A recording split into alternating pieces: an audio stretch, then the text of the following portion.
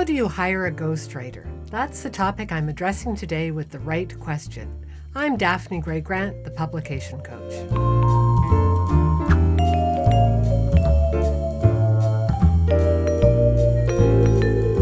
I have a question from Debbie Garrity, a writer based in Chicago.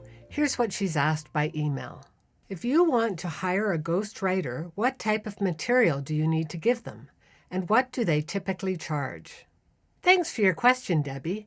I've never hired a ghostwriter myself, but I remember speaking with one about 15 years ago. He was a very successful guy, a former journalist, and he'd ghostwritten at least a dozen books, many of them corporate. I recall being surprised by how much he charged, $70,000, and that was 15 years ago. If he's still alive and working now, I bet he charges a whole lot more. But I'm not trying to suggest that all ghostwriters will charge this kind of fee. According to Writer's Market, a ghostwriter's fee ranges from $22,000 to $80,000 if the ghostwriter's name is included on the cover. If no credit is given, the range varies from $36,000 to $100,000. And of course, these amounts will be even higher if the book is long or complex. I did a bit of a Google search and I found a specific writer. I'm not going to name him because I don't know his work and therefore I can't endorse him. Anyway, his rate is $45,000 per book, which fits exactly in the range suggested by Writer's Market. If this cost seems expensive to you, remember that most books are long, 50,000 to 80,000 words,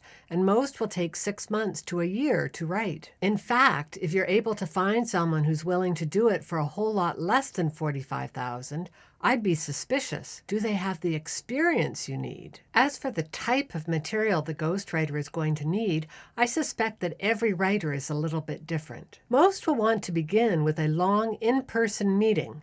That's assuming we're through the pandemic, of course, and the need for social distancing has passed. The meeting, which should take at least half a day and perhaps as long as 2, will give you and the writer a chance to become better acquainted. At that point, they'll be able to give you a better idea of exactly the materials they need. Here are a couple of other odds and ends. No ghostwriter can guarantee publication by a traditional publisher. That's totally outside of their ability to control. They might be able to help you with self-publishing, although they'll probably want to charge an extra fee for that. All of the editing required to produce the book to your satisfaction should be part of the contract.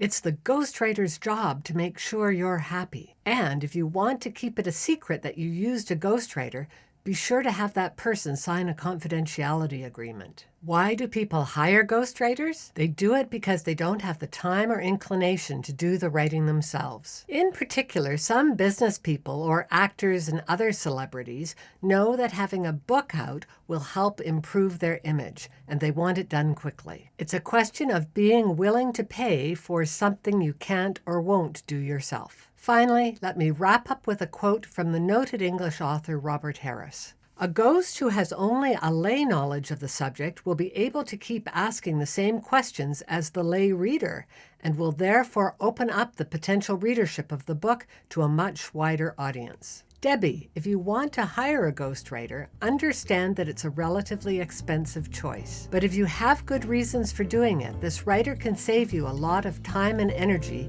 and get that book into your hands in a year or less. If you'd like to learn how to make writing a happier and more fulfilling process, check out my latest book, Your Happy First Draft. It's not available in bookstores or on Amazon. The only place you can get it is my website. Link below and in the show notes.